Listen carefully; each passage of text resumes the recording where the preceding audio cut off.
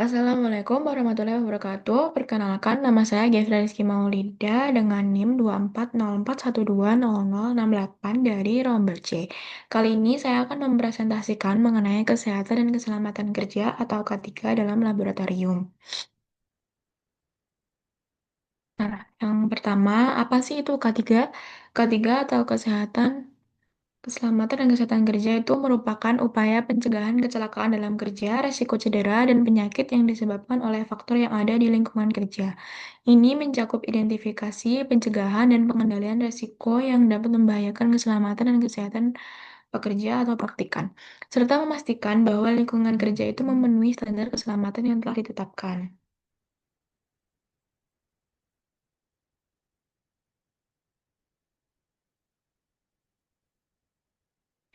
Nah, apa sih itu pentingnya K3?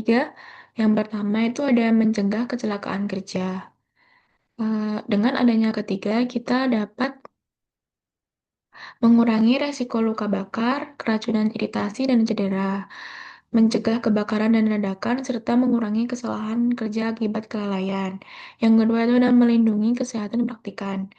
Dengan adanya K3 itu dapat mencegah infeksi dan penyakit akibat kerja, menghindari paparan zat beracun, dan menjaga kondisi fisik tetap sehat selama bekerja.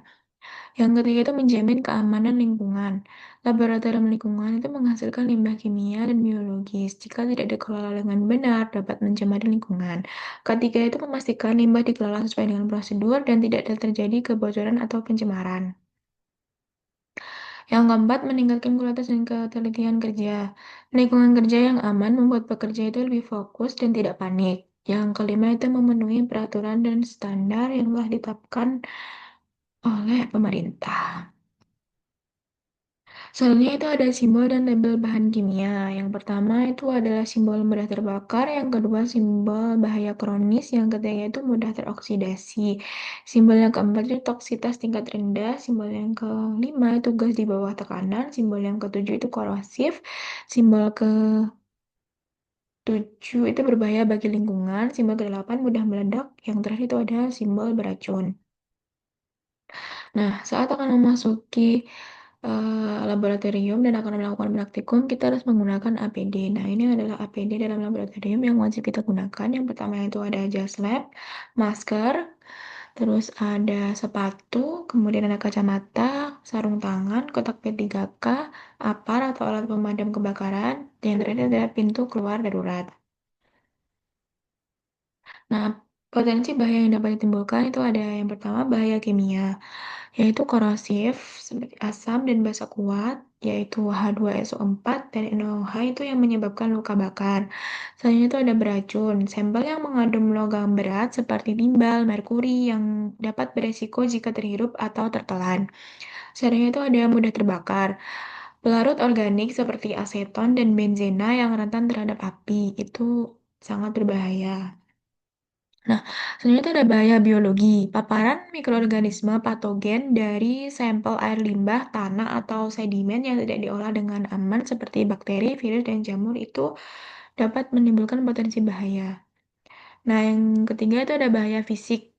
Ya, jika terjadi pecahan kaca pada tabung reaksi, pipet, atau glass beaker yang pecah. Yang kedua itu ada alat panas atau listrik. Nah, jika di laboratorium itu biasanya terdapat oven. Nah, kemudian ada permukaan licin. Jika terjadi tumpahan bahan kimia atau air, itu bisa menyebabkan risiko terpeleset. Nah, untuk menghindari potensi bahaya tersebut, kita harus melakukan pencegahan. Yang pertama itu ada dengan menggunakan APD lengkap. Yang kedua, jika menggunakan bahan kimia, setelah selesai harus disimpan sesuai klasifikasi dan labelnya. Yang ketiga, menggunakan sarung tangan dan masker saat akan melakukan pengamatan. Yang keempat, menghindari kontak langsung dengan sampel. Yang kelima, membuang limbah biologi sesuai prosedur B3 dan memastikan pembuangan itu aman dan tertutup.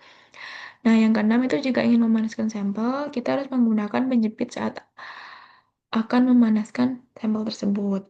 Nah, yang ketujuh itu mematikan alat setelah digunakan. Yang kedelapan, jangan menyentuh alat listrik dalam keadaan tangan yang basah.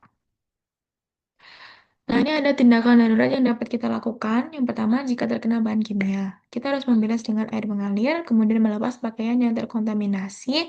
Selanjutnya, kita harus melaporkan penanggung jawab. Nah, yang kedua itu ada prosedur dalam kebakaran. Jika terjadi kebakaran, kita harus tetap tenang dan jangan panik. Menggunakan apar untuk api kecil dan segera evakuasi jika api kian membesar. Selanjutnya mengikuti jalur evakuasi. Nah, yang ketiga itu terkena tumpahan bahan kimia. Kita harus memastikan kita menggunakan APD yang lengkap, kemudian segera isolasi area yang terkena tumpahan tersebut, kemudian membersihkan dengan spill kit, setelah itu membuang tumpahan sebagai limbah B3. Nah, kesimpulan yang dapat kita ambil yaitu keselamatan dan kesehatan kerja atau K3 itu merupakan aspek penting dari setiap laboratorium yang tidak hanya mempengaruhi kesejahteraan fisik, praktikal, tetapi juga produktivitas dan reputasi laboratorium. Dengan memahami konsep K3 dan menerapkannya dengan benar, kita dapat menciptakan lingkungan kerja yang aman, sehat, dan produktif bagi semua orang. Nah, sekian dari saya. Kurang lebihnya mohon maaf. Terima kasih. Wassalamualaikum warahmatullahi wabarakatuh.